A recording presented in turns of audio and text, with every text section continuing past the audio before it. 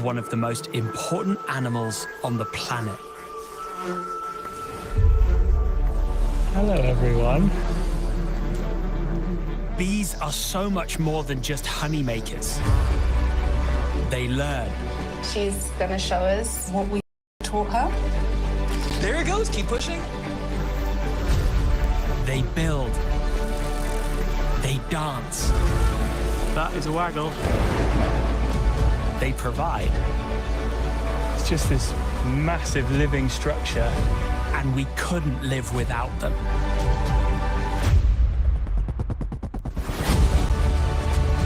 Step into a world of wonder. It's remarkable and never filmed before. Secrets of the Bees. Sensacional, galera. Vamos voltar aqui para a apresentação. E até a gente acertar aqui o ponto que estava, né? Aguenta aí, gente. Peraí. Vamos passar aqui o outro slide. Boa. Deixa eu ver se vocês estão vendo minha tela. Estão vendo a tela aí, gente? Só para ver se voltou, ainda não. Ainda não, Eric. A tela agora não. Agora sim. Agora apareceu. Agora tá certinho. Deixa eu ver se vai. Isso, bom. Passou, né? Ele não estava passando. Então, gente, olha, sensacional esse vídeo. Recomendo muito para vocês. Eu vi aqui nos comentários que alguns já assistiram. Gente, depois que terminar a palestra, vai lá, liga na Disney e assiste. Eu acho que está na Disney Plus. É sensacional. No comentário do James Cameron, a gente podia ficar aqui assistindo a noite inteira e eu ir embora e aí a palestra rolar só com o vídeo e estava tudo certo. Mas eu quis trazer aqui para vocês como ponto de partida, aonde a gente tem como base aí a inteligência das abelhas. E aí, como a gente fala de inteligência artificial, a metáfora é trazer isso para a gente aqui, para a nossa vida no dia a dia, né? Então, aqui, né, como pilar, veja, vocês vão ter uma inteligência, que é uma inteligência coletiva, né, uma inteligência das abelhas. Você pode ter também ali, quando a gente traz para dentro da tecnologia,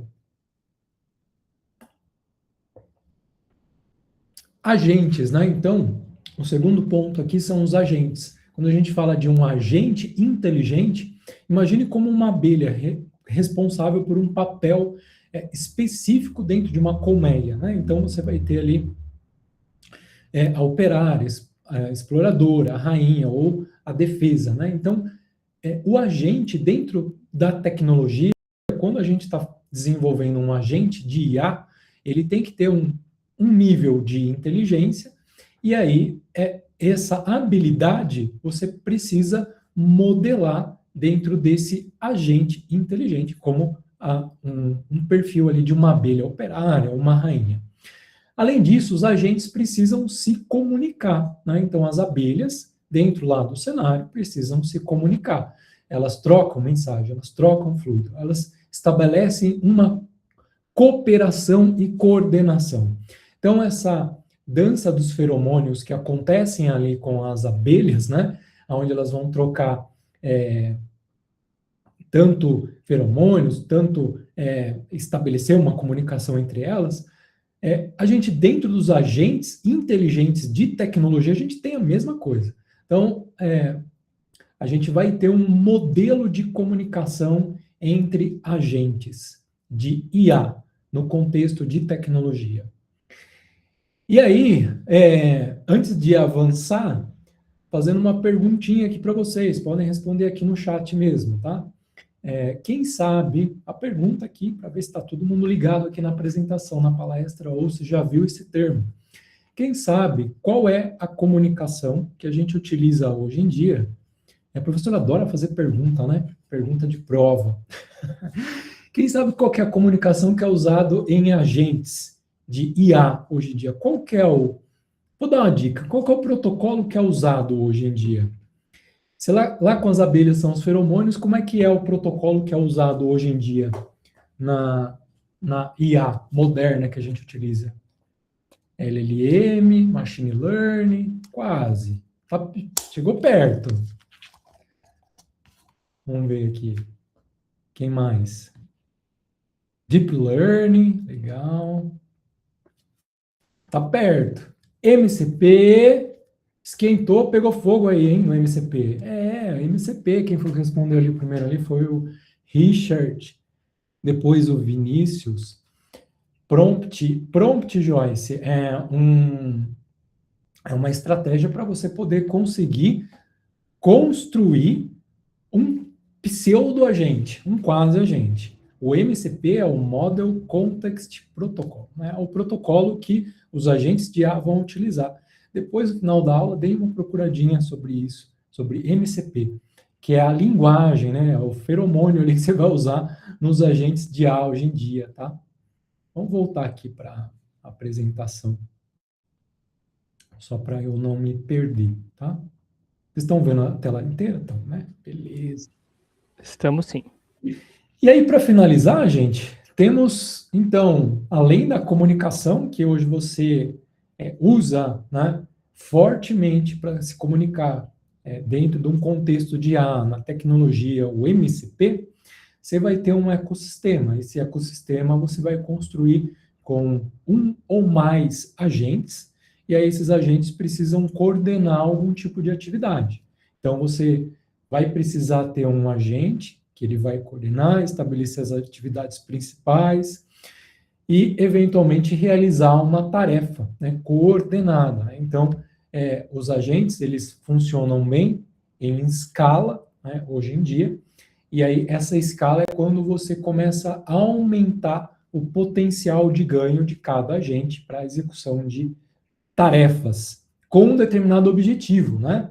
Então, cada agente precisa executar uma tarefa específica, né? Então, no caso ali das abelhas, você vai ter uma operária que vai sempre executar a tarefa de captura de pólen, né? Por exemplo, ali nas plantas, né? Você tem a rainha, que tem a responsabilidade de reprodução, né? Então, cada abelha tem uma função, os agentes têm a mesma função, e aí isso depende do objetivo, né? Do objetivo final que você quer dar para cada agente.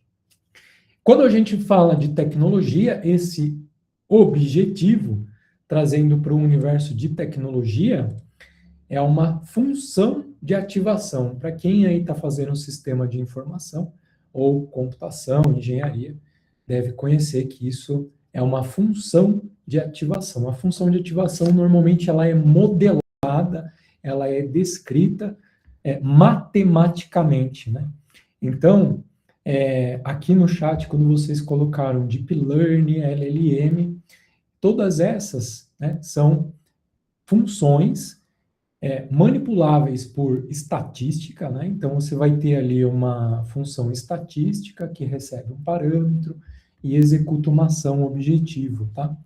E aí, isso tudo dentro de um ecossistema maior, que pode ser via SaaS, né? Via internet, ou rodar localmente. Depende muito da plataforma com que você vai desenvolver. Bom? Até aqui alguma dúvida, galera? Posso avançar? Então, vamos avançando aqui. Vou falar um pouquinho sobre mim, então, da onde eu sou, quem eu sou, né? Para quem não me conhece, o Diego já trouxe aqui um pouquinho sobre mim, só para reforçar, e quem quiser também entrar em contato comigo, eu sou uma pessoa aí super aberta no LinkedIn, tenho um profile, um open profile no LinkedIn, também no Instagram. Então, aqui estão os meus contatos, né? Eu sou Eric, tenho mais de 20 anos aí na área de tecnologia, sou arquiteto e builder. Eu recentemente lancei um livro que chama Arquitetura de Valor, desenhando software escalável e organizações adaptáveis, que tem o prefácio ali de Manuel Paes, que é um dos autores de Team Topologies. Eu também sou fundador, aqui, cofundador, né, da comunidade Dev Rio Claro, e tenho fomentado aí uma plataforma, que é a Arquitetura de Valor Academy, que tem como principal objetivo ajudar pessoas com mentoria e assessoria e consultoria também na área de tecnologia. Então, um dos grandes propósitos de vida que eu tenho é transformar conhecimento em impacto real ali. Então, se você eventualmente, depois dessa palestra, quiser se conectar comigo, avançar nos conhecimentos, explorar melhor aí a área de tecnologia, avançar em inteligência artificial, conhecer um pouco mais sobre o universo de arquitetura e como que você evolui na tecnologia através de uma mentoria profissional, né? Que é bem importante, né? Uma das coisas que eu gosto de citar é que no mercado tem bastante profissionais vendendo mentoria, mas nem todos são capacitados para cuidar realmente dos jovens aí que precisam entrar no mercado de trabalho e ter aí uma boa fundação, né? Principalmente hoje em dia quando se fala de inteligência artificial, né? Quando a gente fala de IA, cada vez mais as coisas estão mudando rapidamente, tem mudado principalmente, por exemplo, para mim, imagina para os jovens que estão entrando no mercado. Então, é bem importante estar próximo dos fundamentos, dos conhecimentos e ter princípios aí que realmente que vocês consigam sustentar por bastante tempo, tá? Então, podem se conectar comigo, enviar uma mensagem. E fique ligado, tá, gente? No final, eu vou trazer aí um benefício aí para quem ficar até o final aí, mas é surpresa, hein? Então, tem que ficar até o final e acompanhar aí a talk minha até o final, beleza? Vamos lá. Software Engineer 3.0. Alguém já ouviu falar desse conceito de engenharia de software 3.0? Vamos ver se tem mãozinhas levantadas aí. Ninguém? Não, o Gustavo está com dúvida.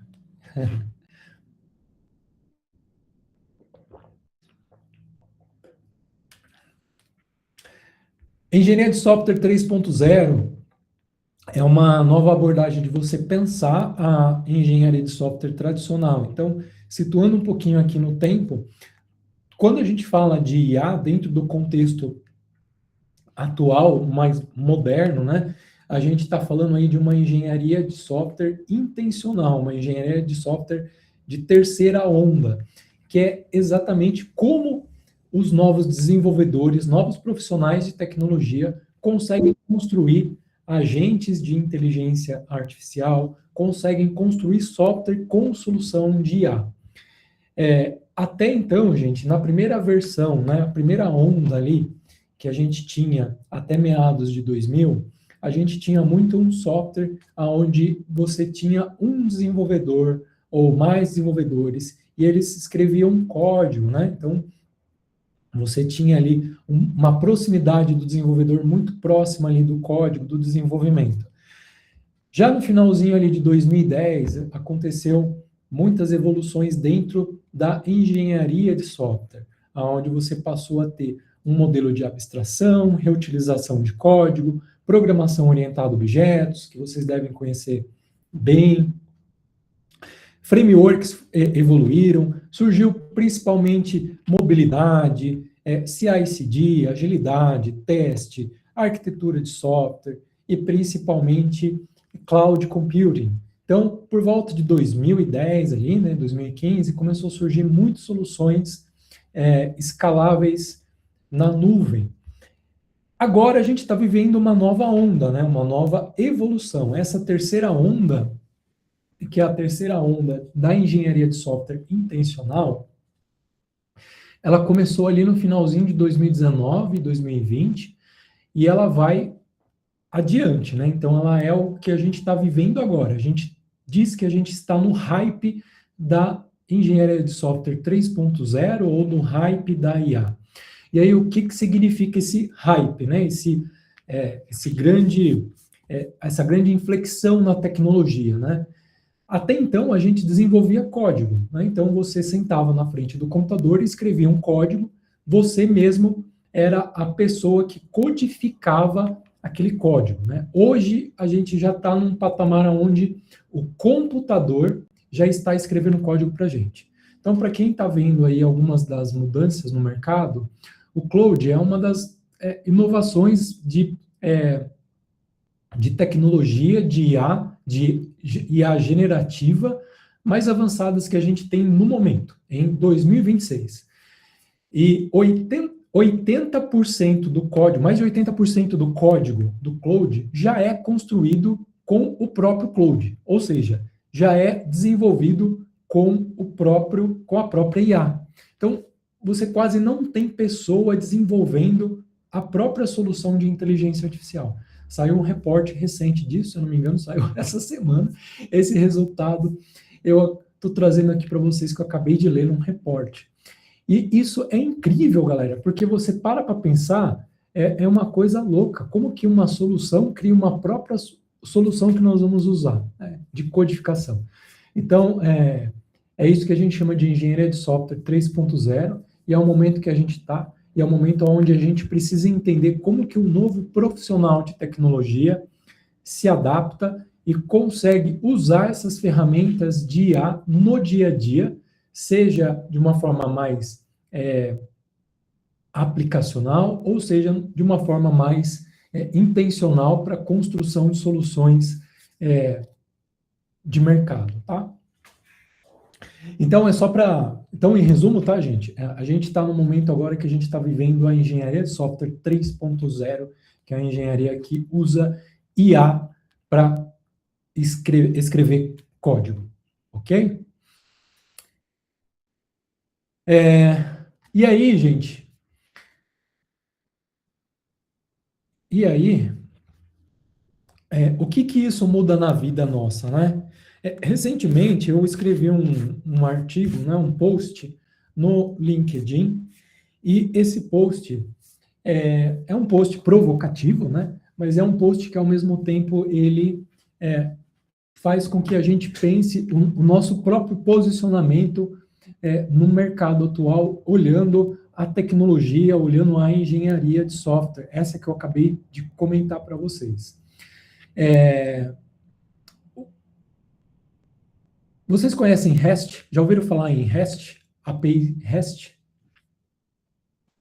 Só para saber até onde eu posso avançar e explicar aqui.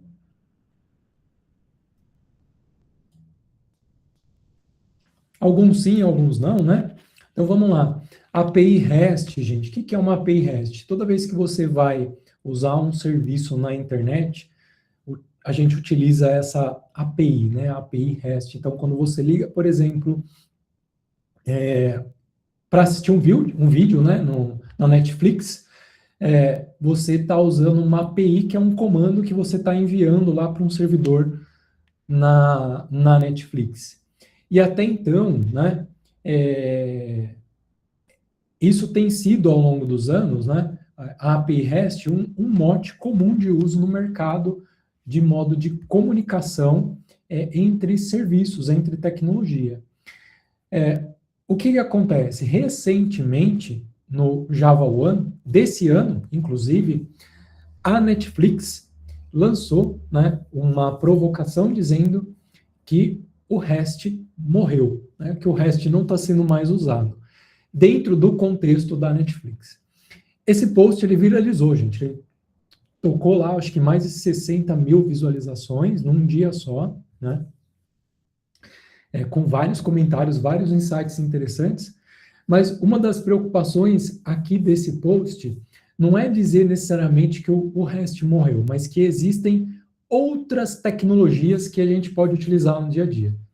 Então, além do REST, a gente tem gRPC, GraphQL, WebSocket, Webhook, MCP. Então, não existe só uma tecnologia. E aí, uma das coisas que eu costumo falar e até brincar, gente, a gente não pode casar com a tecnologia. Da mesma maneira que você não pode casar com a primeira namorada, né? Às vezes tem alguém que casa com a primeira namorada e tá tudo certo, não tem problema. Mas existem outras opções. É isso que tem que a gente entender, né? Existem outras opções. Então, existem outras opções de tecnologia. E às vezes a gente, quando entra na tecnologia, né? É forte isso que eu disse? É forte às vezes, né? Mas quando a gente entra na tecnologia, a gente às vezes acaba casando com uma tecnologia e não abandona ela mais. Por exemplo, gente, no passado, a primeira tecnologia que eu trabalhei, né, foi uma linguagem que vocês, eu acho que nunca ouviram falar na vida, que é o BASIC. Foi a primeira linguagem que eu programei na minha vida. A segunda linguagem foi Clipper. Gente, se eu estivesse trabalhando com BASIC ou Clipper, eu estava sem emprego, né? Eu estava fazendo qualquer outra coisa que não era falando aqui hoje com vocês. Então, a gente não pode se apegar a uma tecnologia e também a gente tem que ler os sinais do mercado, né? Então, é importante, quando a gente está num cenário caótico, como a gente está enfrentando hoje em dia, da engenharia de software 3.0, entender como a gente lê esses sinais do mercado e como, ao mesmo tempo, a gente se readequar, se adaptar, para que cada vez mais a gente possa se posicionar melhor no mercado, tá? E aí, para isso, é muito fundamental que vocês tenham fundamento, né? Fui meio redundante aqui, mas é exatamente esse o objetivo. Que vocês tenham fundamento. Como que você tem fundamento? Através de uma faculdade. Tem que fazer faculdade, né? Tem que fazer faculdade. E aí, me preocupa muito, às vezes, quem não é da área, quem não é da tecnologia, tentar hoje ingressar num ambiente que precisamos de profissionais com muito fundamento. Então, o que são fundamentos? É entender lógica de algoritmo, é entender como construir uma aplicação inicial, é entender análise de algoritmo, análise de complexidade, é entender fundamentos de cálculo 1, cálculo 2, física, que você precisa eventualmente trazer para dentro do universo da tecnologia. Isso é muito importante, porque sem o fundamento, você provavelmente está fadado hoje em dia a estar fora do mercado de trabalho. Então, é muito importante acompanhar as tendências e estar cada vez mais ligado no que acontece no mercado, tá? Então, qual que é a chave aqui, tá, gente? O REST, né, ele não perdeu, o REST não morreu, né, mas ele acaba perdendo a centralidade, né? Então, hoje em dia a gente diz que a arquitetura ela passa a ser mais poliglota. Então, quando você liga lá, por exemplo, uma Netflix, você não vai estar usando um REST, você vai estar usando um outro tipo de protocolo, que é um gRPC. E aí é bem importante a gente entender isso para o nosso contexto atual de IA, né? Que o hype, né, de IA, ele pode passar, mas o trade-off, a sua decisão, ela acaba ficando aí a longo prazo, à medida que você vai construindo a sua carreira, tá? Um outro exemplo, tá, gente? Agora já caminhando aqui para dentro do contexto mais prático, né?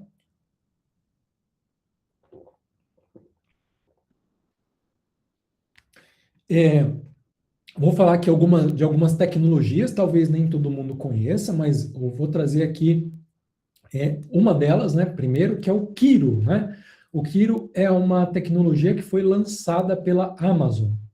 E olhem só, quando que isso foi lançado, gente? Há 10 meses atrás. Então, praticamente entre o ano passado e esse ano, surgiu o Kiro, que é uma IDE, é um editor, né, de código, que usa como base o VS Code, que é um outro editor de código muito comum, para escrever código com inteligência artificial. Vocês têm ideia de que 10 meses para lançar isso é muito rápido no mercado?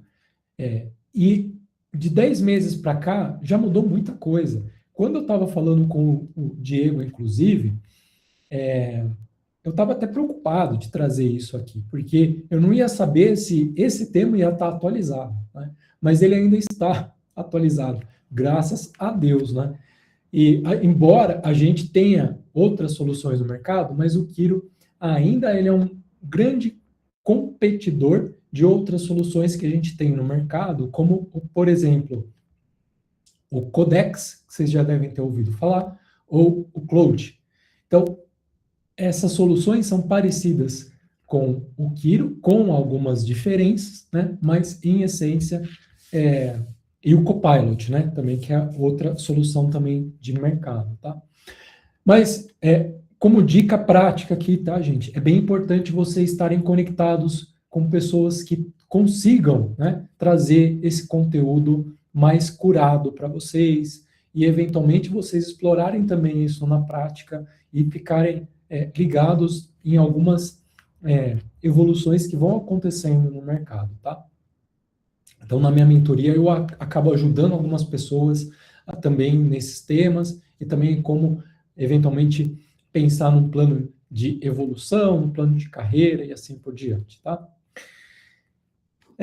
Avançando aqui um pouquinho, gente, então, a ideia aqui hoje é falar de 3 pilares, né? Então, para a gente conseguir desenvolver agentes com Spec-Driven Development, né? E aí, às vezes, eu mudo aqui a tela, porque às vezes não está passando aqui, tá, gente? Então, e aí, qualquer coisa, vocês me avisam se eu perder aqui os slides, tá? E a ideia aqui é a gente apresentar para vocês, eu apresentar para vocês 3 pilares, né? Para o desenvolvimento com agentes, tá? A primeiro pilar é a fundação, né? Que eu vou estar mostrando para vocês. E, em seguida, eu vou comentar os outros pilares, mas vamos dar uma olhada no primeiro pilar, que é o pilar de fundação para o desenvolvimento de agentes com Spec-Driven. Tá? Alguém já ouviu falar aqui em Spec-Driven? Levantem os dedinhos aí. Em Kiro, Spec-Driven. Quem já ouviu falar nesses termos, nesses conceitos? Nunca ouvi falar. Boa! Então já está sendo útil aí, Júlio. Aí, o Luigi também, legal.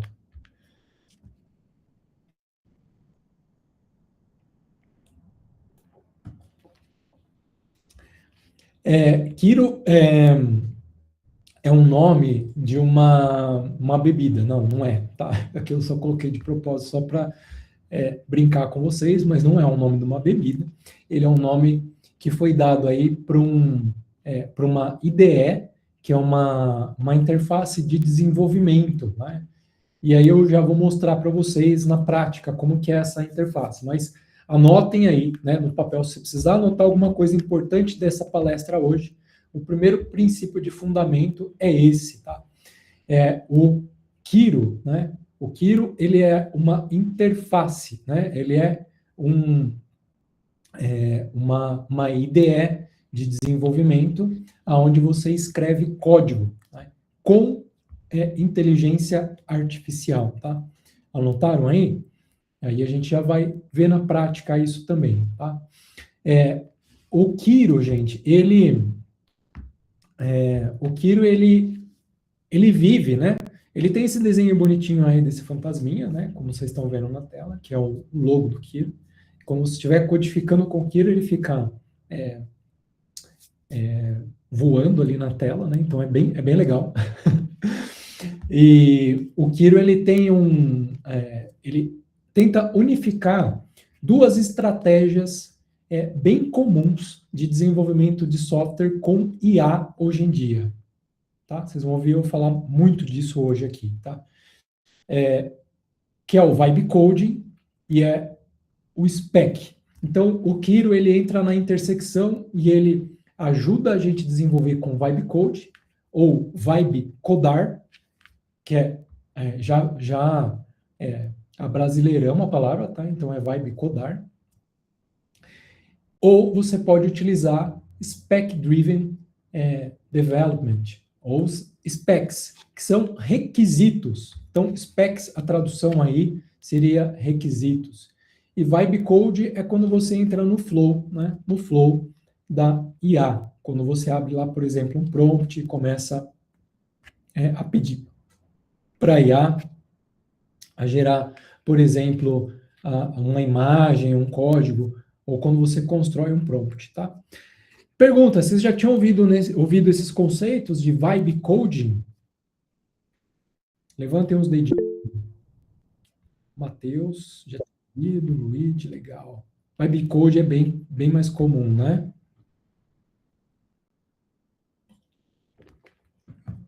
Agora vamos ver o mais difícil, spec driven. Ou spec driven. Já tinham ouvido falar spec driven? Não, tá vendo? Olha lá, já estão ganhando aqui na talk, hein, na palestra. Spec driven, galera. Então, spec driven é uma evolução de vibe coding, tá? Que a gente já vai ver um pouquinho mais em detalhes, tá?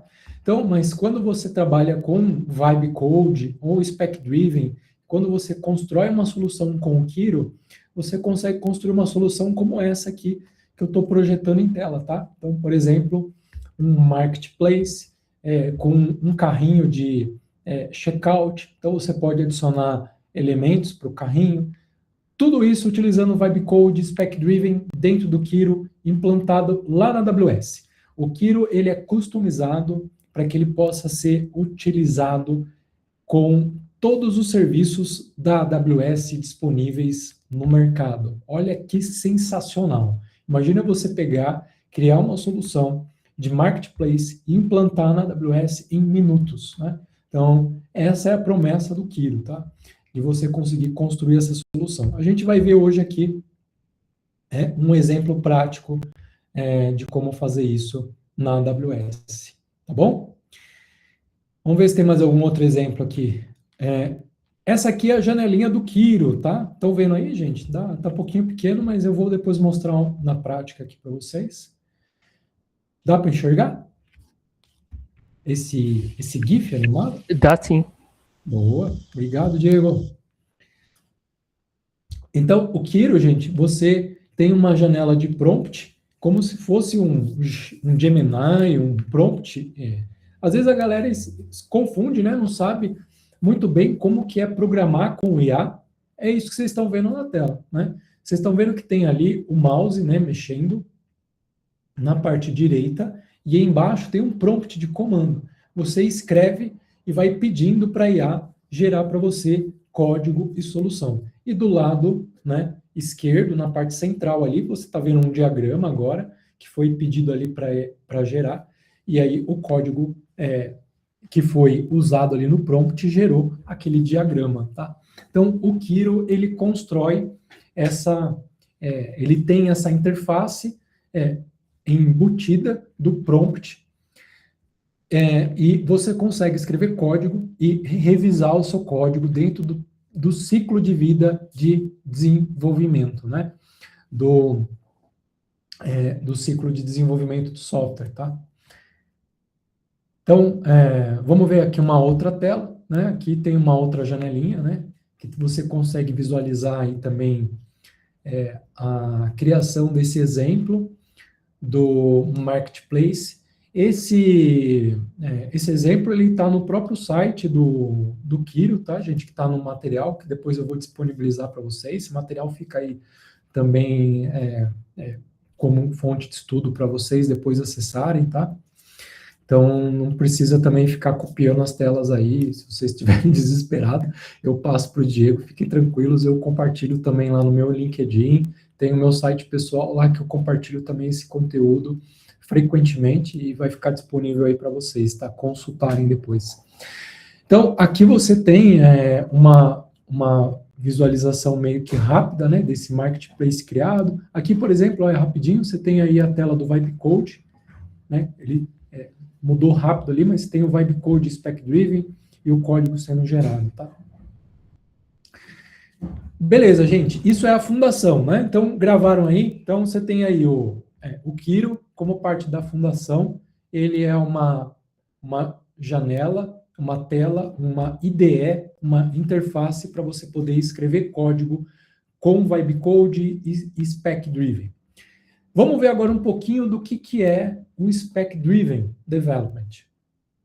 Beleza? Guardem aí essa palavra, né? Spec Driven.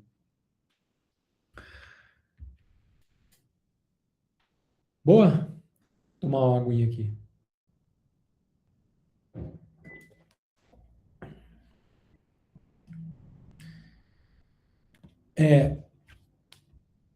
Eu quis trazer aqui, gente, só para destacar, né? A gente não precisa entrar num detalhe, né? Mas o Vibe Coding, oficialmente, foi lançado ano passado, mais ou menos, e aí por volta de dezembro começou a sair vários artigos, né, sobre Vibe Coding, e esse é um dos artigos que traz a visão do Vibe Coding como um paradigma, né? Quem é de sistemas de informação sabe muito bem essa palavra, paradigma, mas quem não é um modelo, né? Então, é um modelo de escrever código, é uma forma, uma abordagem, né? Então, o Vibe Coding, ele foi cunhado no ano passado, e do ano passado para cá, a gente já tem uma outra abordagem que complementa o uso do Vibe Coding, que é o Spec Driven Development. Então, o Vibe Coding, gente, é uma maneira de você ir escrevendo código com o suporte de IA, e o que muda, né, da engenharia 1.0, 2.0 para 3.0, que é o que usa Vibe Coding. O Vibe Coding, ele vai gerar para você um código, que é um código baseado numa IA generativa. E uma IA generativa, ela vai usar, basicamente, estatística para poder gerar o código. Então, ele vai gerar um código que não é preditivo. Ele não é determinístico. Quando você está escrevendo um código sem Vibe Coding, você diz, né, qual é o if then else que você quer usar, qual é o switch case que você quer usar, qual é a tag de HTML que você quer utilizar, ou qual que é o marcador de CSS que você quer utilizar, ou eventualmente se você trabalha com infraestrutura, qual que é o comando de Linux que você precisa usar para conectar num servidor SSH. Isso é o que a gente chama de determinismo. Você diz o que precisa ser feito passo a passo. Com o Vibe Coding, você entra num modelo probabilístico. Então, todas as IAs funcionam com um modelo estocástico, probabilístico, e ele não é determinístico. Cada vez que você roda um prompt, ele vai gerar um resultado diferente. Ele vai te dar uma saída, um output diferente. E isso é o que a gente chama de programar com Vibe Coding. Programar na Vibe, no Flow, ou Vibe codar com as LLMs, tá? O que aconteceu, né? Do ano passado para cá? A galera começou a perceber que isso estava gerando caos, né? Por quê? Você começa a codificar com Vibe Coding e aí você não tem controle determinístico do que é gerado para colocar em produção. O código ele passa a não ter muita capacidade de ser manutenível, né? De você conseguir reproduzir o código. Então, o pessoal começou a pensar em outras abordagens para o desenvolvimento de código. E aí é que surge o Spec Driven Development, que é uma abordagem onde você vai utilizar a LLM, mas vai reduzir a quantidade de interação via Vibe Coding no código. Então, você reduz a quantidade de interações via Vibe Coding e aumenta a quantidade de interações com requisitos que você passa a alimentar as LLMs ou Generative AIs, né? E aí, a gente muda de novo o modelo, tá, gente, de desenvolvimento. Então, a gente passa de um Vibe Coding, por isso que até o título da palestra é do Vibe Coding para Spec Driven, que a gente passa do Vibe Coding para o Spec Driven Development. E aí vocês podem ver que isso, recentemente, tem recebido muita atenção e foi lançado recente, tá, gente? Esse ano, em 2026. Por isso que o Kiro é uma das ferramentas que já utiliza Spec Driven. Se você baixar o Kiro hoje, ele já vai vir integrado com essas duas abordagens de desenvolvimento de software, que muda completamente o SDLC, que é o Software Development Lifecycle. Ok? Vamos lá. Então, gente, no Spec Driven, né, o código ele passa a ser um detalhe de implementação, né? E aí você passa a utilizar o código como uma commodity. Vocês já ouviram falar nesse termo, gente? Nesse conceito? Em uso do código como commodity? Vocês sabem o que é? Se não tem nenhuma mãozinha levantada, ou a galera foi embora, ou desistiu de mim. Boa. Pessoal, quando você vai no mercado e você vai comprar, eu não sei porque eu lembrei, eu tenho muito gato em casa, né? Às vezes a gente acaba, pode ser num pet shop também, tá, gente? Mas aí você pode comprar ração de gato no mercado, né? Então você vai comprar lá o Whiskas sachê. Isso é uma commodity, tá pronto ali para você. Então você pode pegar um Whiskas sachê sabor salmão, né? Sabor carne, sabor frango. Isso é commodity, está pronto, é prateleira. Você vai lá e pega o sabor que você quer. Então, quando a gente fala de spec-driven e vibe coding, a gente está falando de commodity nesse sentido. O código que você vai produzir, ele é como o Whiskas sachê, tá? É como você fosse no mercado e ele está pronto lá. Você só pega ele lá da prateleira. Então, ele passa a ser produtizável. Ele passa a ter uma linha de produção por meio das LLMs. E aí, galera, tem que ficar muito atento, porque o que acontece? Você precisa entender como que isso funciona para você estar conectado no mercado, porque ao mesmo tempo que o mercado está absorvendo isso, a empregabilidade também está mudando. Então, alguns trabalhos que ainda são de desenvolvimento de software muito manuais, provavelmente vão perder, se não, né, vão perder potencial de mercado, tá? Ou seja, a galera vai ser mandada embora, né? Por quê? Porque a gente vai ter agora uma inteligência artificial que vai estar gerando esse código, tá? Então, isso vai acontecer provavelmente no mercado. Então, vocês estão vendo aí algumas big techs mais recentemente, né?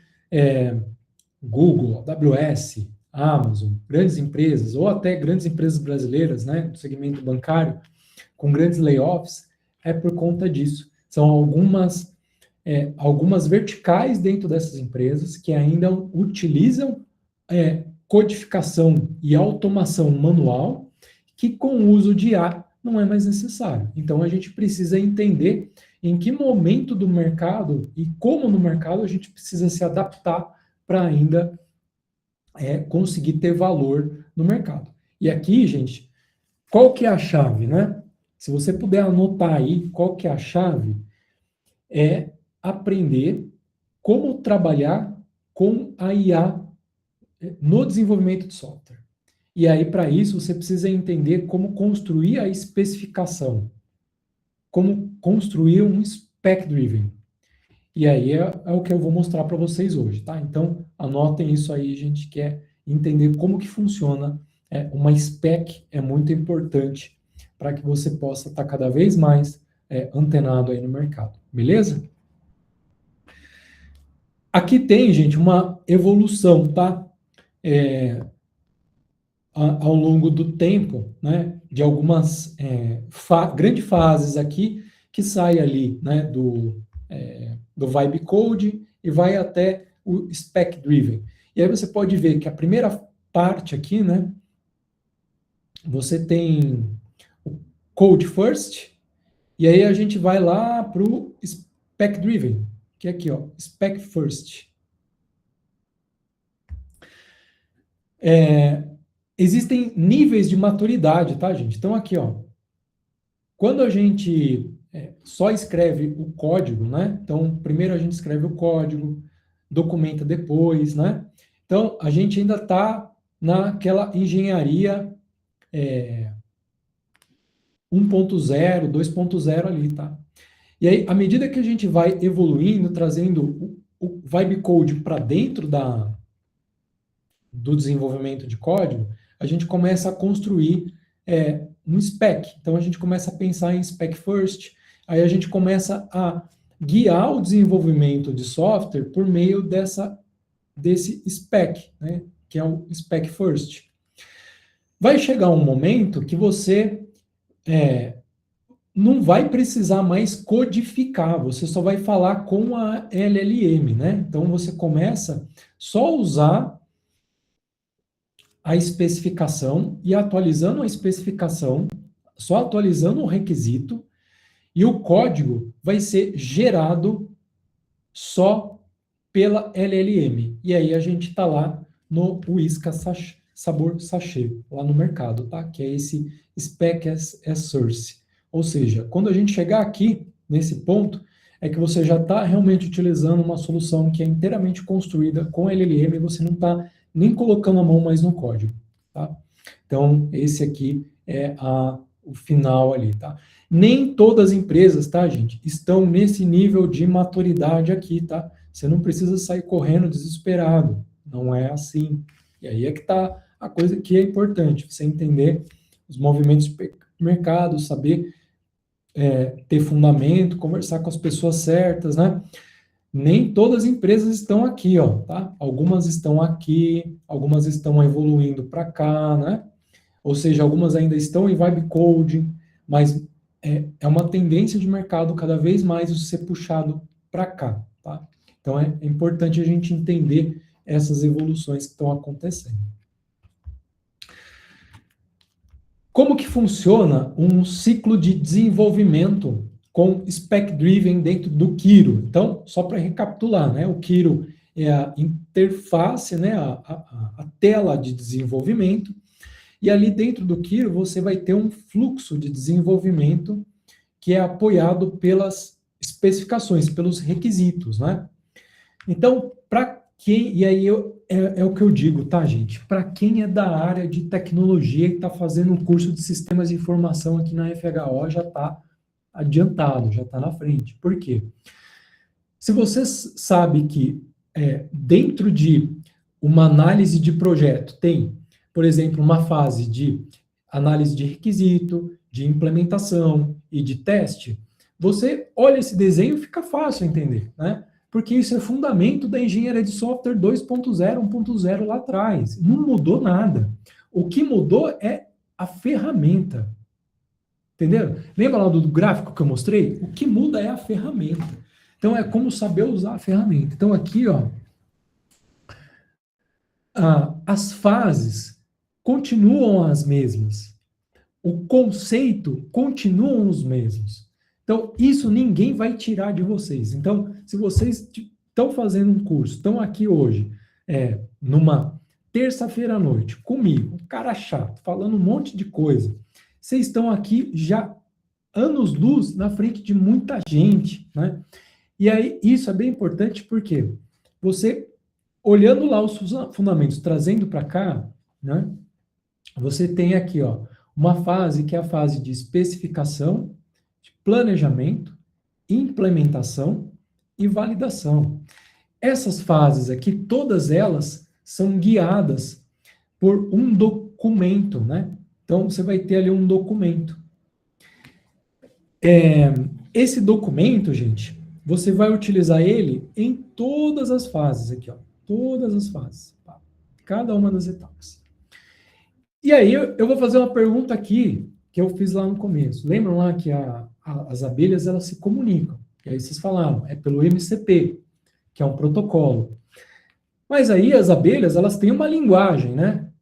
Que elas vão utilizar ali, né? Então, normalmente, quando uma abelha chega perto da gente, ela faz um barulho, a gente se assusta e, erradamente, a gente acaba matando ela ou dando um tapa ali para ela sair. A gente não pode fazer isso, porque ela vai assustar, e aí que ela vai picar mesmo, né? Então, o ideal é tentar não ser agressivo com ela, quando elas têm ferrão. Mas, enfim, elas têm uma linguagem, né? Aí a pergunta aqui que eu queria saber com vocês é: qual que é a linguagem hoje universal que é usada para refinar essas specs entre essas fases aqui, ó? Alguém sabe? O que é usado? Por exemplo, a gente tem ali Java, temos Node, temos JavaScript, Mas será que é isso que é usado nessas fases aqui, ó? O que é usado aqui para a gente declarar essa especificação de requisitos em cada uma dessas fases no Spec Driven? Alguém sabe? Se não souber, tudo bem, tá, gente? É só dar um nãozinho aí, tá tudo certo. Sei não. Python. Python é uma linguagem legal, mas não é, Gustavo. EMD, olha aí, ó, tem um xará meu, Eric. É o Markdown, Henrique. Henrique também. Galera tá afiada aqui demais, olha só, sensacional. Markdown. São os .md. Você vai utilizar dentro do Kiro, aqui, dentro do Kiro, dentro do Copilot, dentro do Cloud, dentro do Codex. Qual é a linguagem que você vai usar? Cara, você vai usar Markdown. E aí, uma das coisas que assusta hoje em dia é você não vai mais desenvolver código, você vai desenvolver em Markdown, você vai desenvolver em documento de texto em linguagem humana. Então, a gente está caminhando para isso. Então, quando eu falei de commodity ali, do Isca Sachê, gente, é isso. A linguagem, o código, né? Java, Node, Python, tudo isso está virando commodity. O que a gente está usando agora, nesse momento, são Markdown, são documentos de requisito. É como se a gente estivesse voltando lá para a engenharia de software waterfall, né? Em cascata, tá? É isso aí, gente. Então, a gente passou aqui por todas as fases, né? De fundação, do Spec Driven. E aí, eu queria mostrar agora para vocês um hands-on rapidinho. Vou tentar aqui dar um stop aqui na minha tela. E aí eu vou abrir aqui o Kiro para mostrar para vocês. E aí, consolidar aqui esses conceitos, tá? Beleza, gente? Vamos ver se vai funcionar aqui.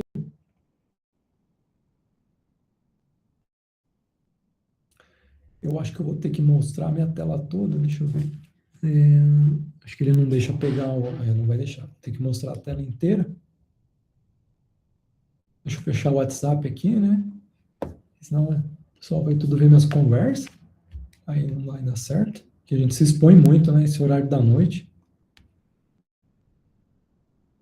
Terça-feira à noite a gente fica muito exposto assim, não dá certo. Estão vendo aí, gente, minha tela toda? E agora, eu estou sem 2 monitores, então, se alguém puder dar um feedback... Estamos sim. Valeu, Diego. Feedback verbal aí, valeu. Essa aqui é a tela do Kiro, tá, gente? Então, tá bom o tamanho, querem que aumente? Eu não sei se dá para... Se quiser que aumente, eu até... Se eu aumentar um pouquinho aqui. Aqui para mim tá de boa, Eric. Eu acho que tá de boa. De boa? Pessoal, aqui é um projeto que eu vou mostrar para vocês, que é um web service em Java, que eu construí para esse exemplo aqui de vocês, né? Que é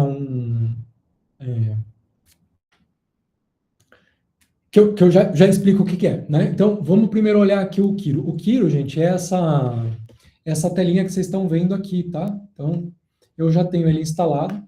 Recomendo que todos instalem, né? Deixa eu mostrar aqui para vocês, ó. Esse aqui é o site do Kiro, né? Você pode entrar lá, fazer o download dele. A minha máquina é um macOS, né? Então, você vai ter que baixar aí para sua versão, né? Então, se você tiver um Windows, ele já modifica aqui a ideia para você baixar. Então, para quem não é da área, o IDE é isso aqui, tá, gente? Então, Integrated Development Environment.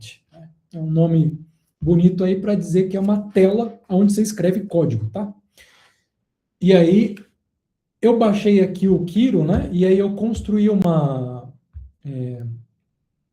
hands-on aqui para vocês, que isso também vai estar disponível lá no meu repositório, depois da palestra, que é esse Kiro Microservice AWS Hands-on, tá?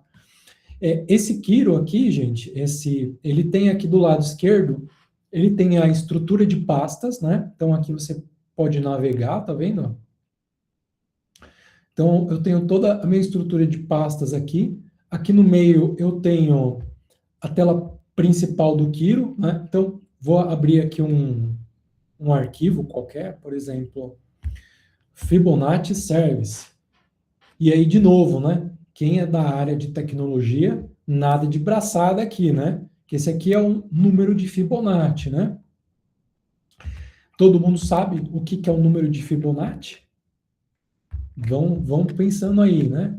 Aqui ele gera um número de Fibonacci. Então, ó, tá vendo? Eu cliquei aqui, ó, e eu vou clicando, ele vai abrindo aqui os arquivos, né? Então, é isso.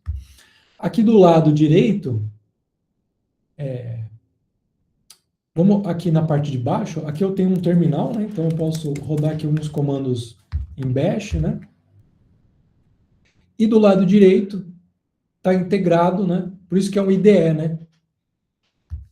E está integrado aqui o prompt para eu poder utilizar e fazer uma integração aqui com a engine do Kiro, tá? Aí eu vou explicar aqui para vocês aqui como que tá rolando aqui, tá, gente? Então aqui, ó, você pode fazer perguntas aqui, né? Então, por exemplo, eu vou pedir aqui, ó, explique para mim o que é o Kiro. É como se fosse Vou fazer uma pergunta aqui, eu estou fazendo uma pergunta em Vibe Coding, tá? Então aqui eu estou pedindo para ele explicar, ele pode explicar dentro da minha própria tela. Ele está utilizando aqui, olha, um modelo automático, mas eu posso utilizar o Cloud Sonnet, né, DeepSeek. Aí cada um deles varia conforme o crédito.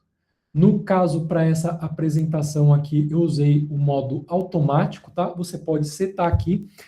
Eu estou usando a versão free do Kiro, tá? Cada versão do Kiro, né, tem um pacote ali, né, para você poder utilizar. No meu aqui, como é gratuito, né, um plano ele tem 50 tokens de uso, tá? E aí, isso é uma das limitações hoje em dia das LLMs, né? Então, a gente precisa entender como utilizar esses tokens da melhor forma possível, né? Então, o negócio não é livre totalmente, tá? Então, mesmo que você tenha ali um outro plano, um tier maior, você vai ter um limite de token, tá? E aí, como que você olha isso, né? Você olha isso dentro do que a gente chama de janela de contexto, tá vendo? Ó?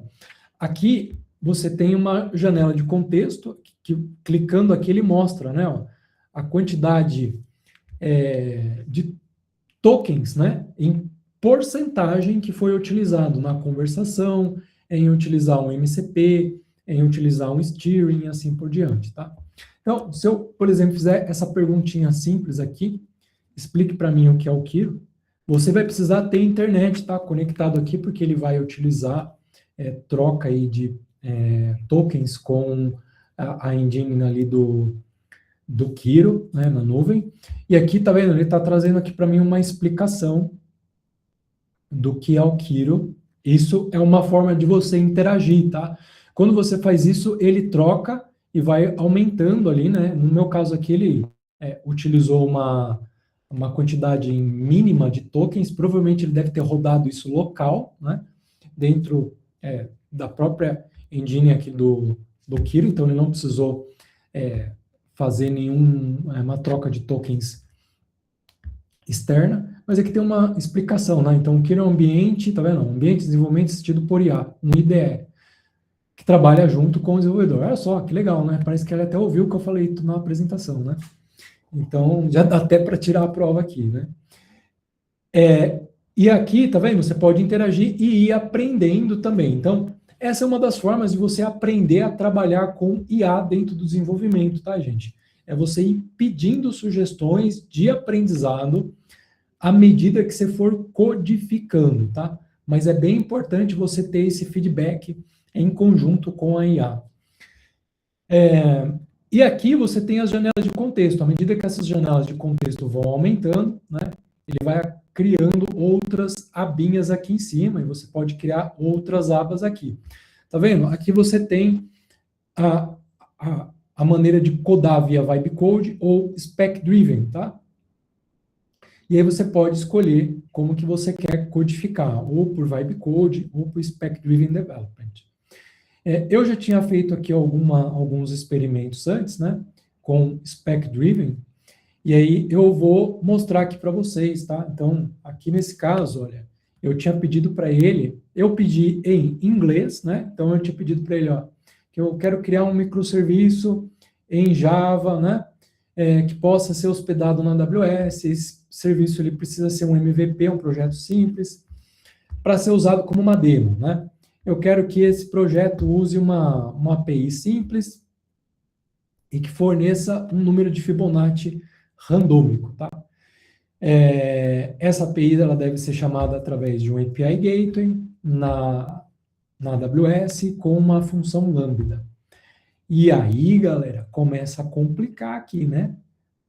Daí tá os fundamentos, tá? Isso aqui, ó, ninguém tira de vocês, tá? Então, precisa aprender fundamento de Cloud Computing, de AWS, entender como funciona o serviço, para que você possa orquestrar uma IA, por exemplo, dentro do Kiro, tá? Então, dentro do Kiro, dentro do Cloud, e um adendo, tá, gente? Eu já fui chamado para dar um parecer, uma consultoria numa empresa, e o pessoal, por exemplo, estava construindo uma solução, e na solução eles tinham pedido, por exemplo, era para subir uma solução na nuvem, né? E aí essa solução na nuvem, a pessoa pediu lá pro prompt, olha, cria para mim uma solução que suba um serviço na AWS, na Azure e no Google Cloud. Aí eu parei e pensei, né? Poxa vida, essa pessoa ela quer realmente torrar dinheiro nas nuvens, né? Porque você subir uma solução em 3 clouds é praticamente impossível. Quase, eu acho que eu desconheço até banco no Brasil que tenha soluções nas 3 clouds, 3 nuvens hospedadas, tá? Então, assim, tem que tomar cuidado com o que você pede aqui, porque às vezes ele vai te dar uma solução que é totalmente alucinada, né? E aí você tem que ter conhecimento do que você está fazendo. Beleza, né? Então, uma vez que eu fiz isso, tá, gente? Eu rodei aqui um Quick Spec, que você pode digitar aqui no próprio prompt, ó. Quick Spec, e pedir aqui, por exemplo, para ele construir alguma solução. Eu não vou rodar aqui, que senão ele vai quebrar o brinquedo aqui, tá, gente? Senão não vai ficar legal. E aí, aqui tá vendo, o Kiro, ele, depois que recebeu essa rotina, ele rodou, executou aqui os comandos, né? E aí ele disse aqui para mim, olha, eu montei toda... Aqui ele fez tudo em inglês, né, gente? Mas se você tivesse pedido em português, acredito que ele ia trazer o resultado aqui em português para você. E aqui ele deu um sumário para mim, olha só. Que eu criei as funções ali e tal, não sei o quê. E aí, uma das coisas que eu notei nessa primeira etapa aqui foi que ele não tinha usado o Terraform, né? E aí eu pedi para ele, ó, construa essa solução com o Terraform. Aí ele mudou para mim e adaptou ali os requisitos no Terraform, tá? Então, eu vou mostrar aqui para vocês, gente, os specs, né, que são os .md, ó. Então, aqui são os requisitos que ele construiu, e esses requisitos estão aqui na pastinha .kiro, tá? Então, deixa eu mostrar aqui para vocês.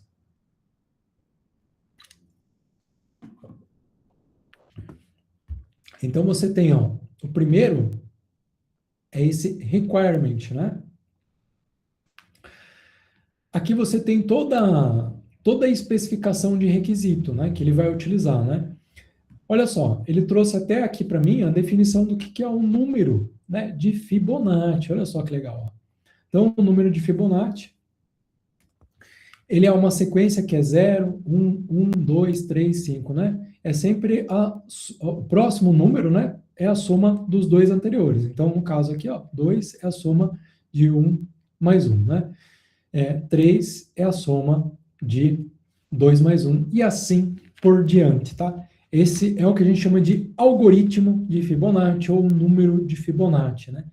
Ele também é muito utilizado aí como um número mágico de sequência, né? É muito utilizado também em fractais, muito utilizado como semente, números aleatórios aí de chave de segurança, e também para teste e demo como essa aqui, que eu quero compartilhar com vocês, tá? Então, ele trouxe aqui, ó, o Fibonacci Number, tem toda uma explicação aqui, né, de como que funciona.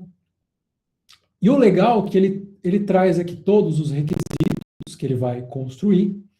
Ele tem um outro arquivo, né? Ó, aqui, gente, ó, o Kiro, ele traz as etapas, ó, requirement, design e task.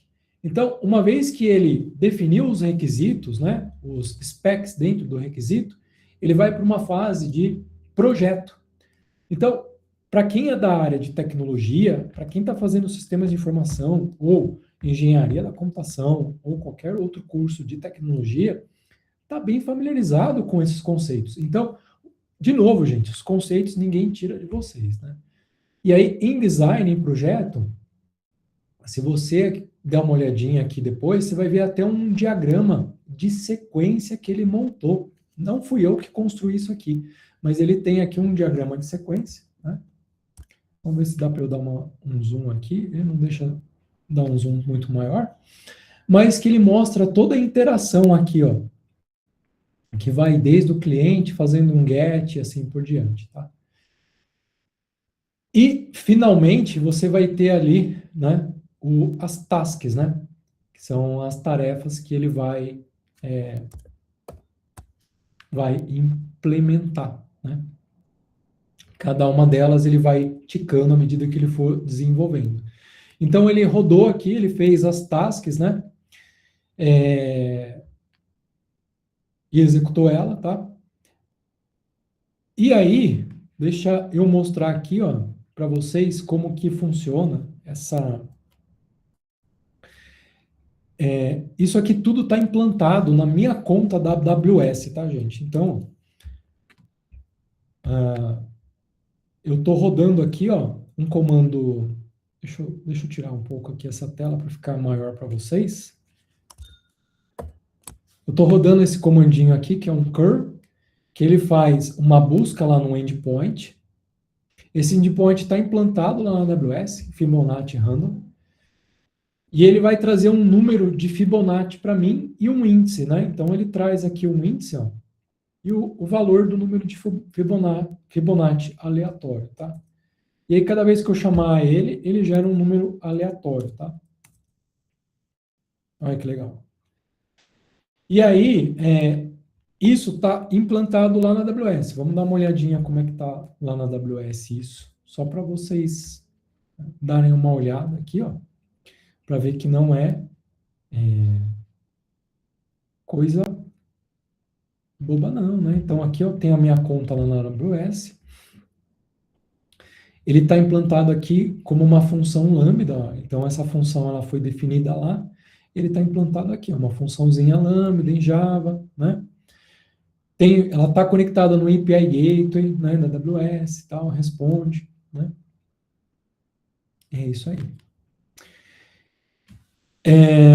Que mais aqui que eu queria mostrar nessa etapa aqui para vocês?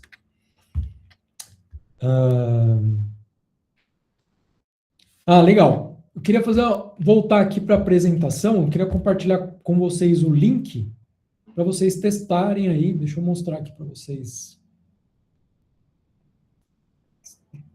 Deixa eu tirar essa tela aqui, senão vocês não vão conseguir ver. Vai ficar o QR Code na frente para isso. Um minutinho. Só para a gente não se perder, esse aqui é o link do... Se vocês quiserem testar aí, gente, esse endpoint, ele está disponível, podem fazer aí usar o QR Code para testar esse endpoint, ou apontar esse endereço aqui, ó, né, no bit.ly. Ou para quem for mais MacGyver aí da área de tecnologia e quiser testar, né, com curl, esse comando, eu vou passar aqui o comandinho para vocês no terminal, tá? Tá aqui, ó, para quem quiser testar. E pergunta, gente, quanto tempo vocês acham que eu levei para subir essa solução na AWS só fazendo spec driven e vibe coding com Kiro? Coloquem aí no chat aí para eu saber quanto tempo vocês acham que eu demorei para fazer isso. 30 minutos, os 30 minutos aí. Os 30 minutos, legal. 20. Deve ter levado muito pouco. Luigi, 10. Aí já é muito MacGyver, Luigi. Não tô muito assim, não, hein? Ai, ai. Sou nerdão, mas assim, nesse nível de 10 minutos eu não ia conseguir, não, velho. Mais alguém? Testaram aí o link? Eu vou mostrar aqui para vocês quanto tempo eu demorei.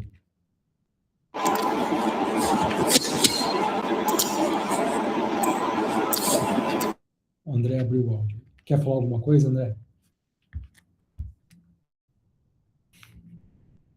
Testaram o link, gente? Conseguiram rodar? Ver o exemplo? Talvez apareça só isso aí.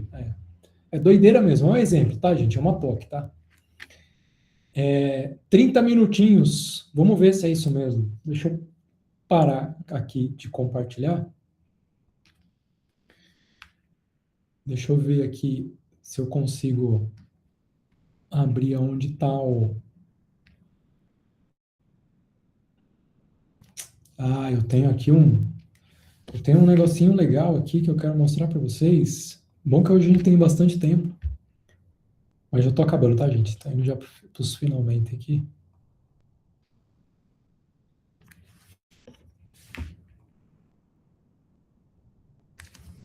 Deixa eu ver aqui. Olha lá, gente. Só, eu demorei aproximadamente... Vocês estão vendo minha tela?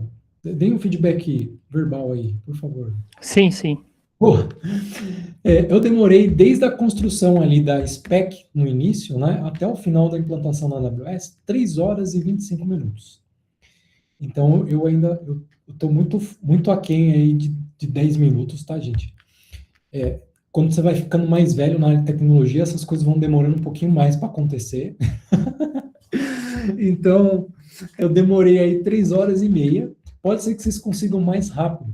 Para a gente ter uma acurácia melhor, seria legal fazer um experimento com cada um rodando aí, então tentando tirar uma média para ver quanto tempo demoraria para colocar essa solução na internet. Mas, enfim, eu levei 3 horas e meia, tá? Então, desde o projeto criado, aqui, ó, alguns passos, né? E, galera, eu não precisei... Para consolidar esse material, gente, eu consultei lá uma função, a minha função de implantação lá na AWS, peguei os tempos de resposta, né, do Kiro e pedi para a LLM consolidar isso. Então, ela trouxe esse reporte aqui para mim no final. Ó. Então, ela trouxe, eu não precisei calcular nada aqui, mas bateu os resultados, tá? Então, cada uma das etapas aqui, ó. Deixa eu ver aqui, o que mais tem que eu queria comentar com vocês. Ah, legal. Pergunta, gente. Vocês acham que essa solução, ela tá ok para a gente colocar, por exemplo, em um ambiente produtivo, escalável para milhões de usuários? Deixa eu voltar aqui para a telinha. Parar de compartilhar aqui. Essa é a última pergunta que eu faço. E aí, vocês acham que isso está escalável para a gente colocar para milhões de usuários na internet? O que vocês acham? Vocês confiariam nessa solução? Sim ou não? Dedinhos para cima aí, para baixo?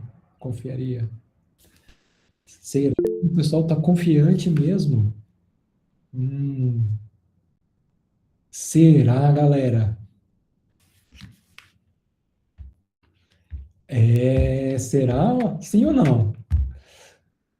Será que para uma POC ela funciona? Para um MVP funciona? Para uma demo funciona? Mas será que para o ambiente produtivo, se a gente tivesse utilizando milhões de usuários e que você tivesse consultando algum dado sensível, por exemplo, de cadastro de pessoas, né? E você tivesse expondo isso via uma solução como essa, eu me questionaria, tá? Eu perguntaria se sim ou se não. Será que funciona? Então, deixa eu ver aqui se eu tenho aqui o último prompt que eu tinha rodado, né? Deixa eu ver se tem aqui.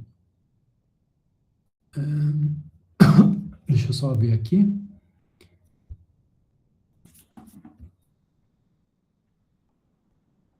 Vamos perguntar para a LLM, ver o que ela acha? O que vocês acham? Vamos só perguntar aqui para ela. Deixa eu colocar minha tela inteira.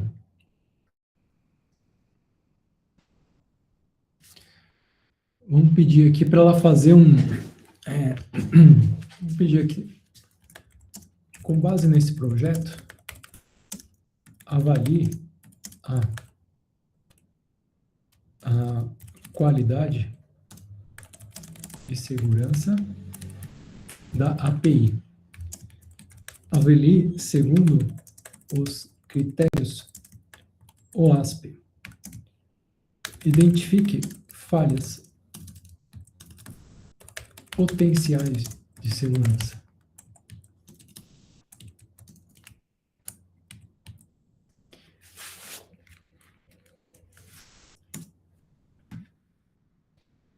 Vamos ver aqui.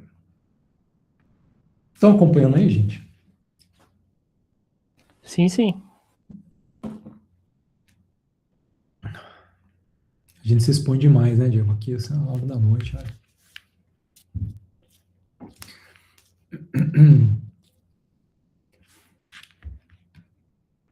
Olha que sensacional, galera. Aqui, o que eu fiz, né? Eu rodei uma avaliação NIST, que é uma avaliação para trazer pontos de falha de segurança segundo o VASP, que são critérios de mercado para qualidade de APIs, né, e integração. Aí, o que ele trouxe aqui, ó, segundo o VASP Top 10, né, de 2021, e API Security Top 10. Olha só, ele trouxe uma falha de autenticação alta, né? Então, a gente tem um endpoint público sem autenticação. Temos um outro aqui, ó, um recurso sem rate limit.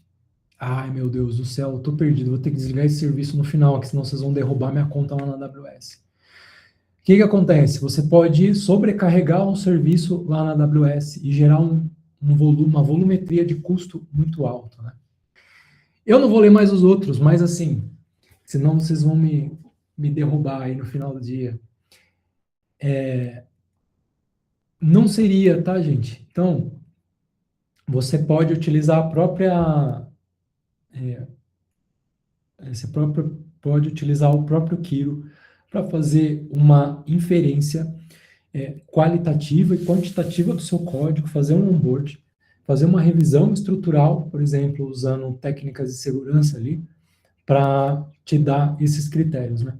Então, essa solução, ela serve muito bem como um experimento, como uma POC, mas ela não deveria ser uma solução para você implantar em ambiente produtivo. E aí é que é importante a gente saber como utilizar as ferramentas de IA da melhor forma possível, tá? Pessoal, é isso que eu gostaria de ter falado hoje para vocês. Espero que vocês tenham gostado. Aqui estão um pouco dos meus contatos, né? Quem quiser tirar foto.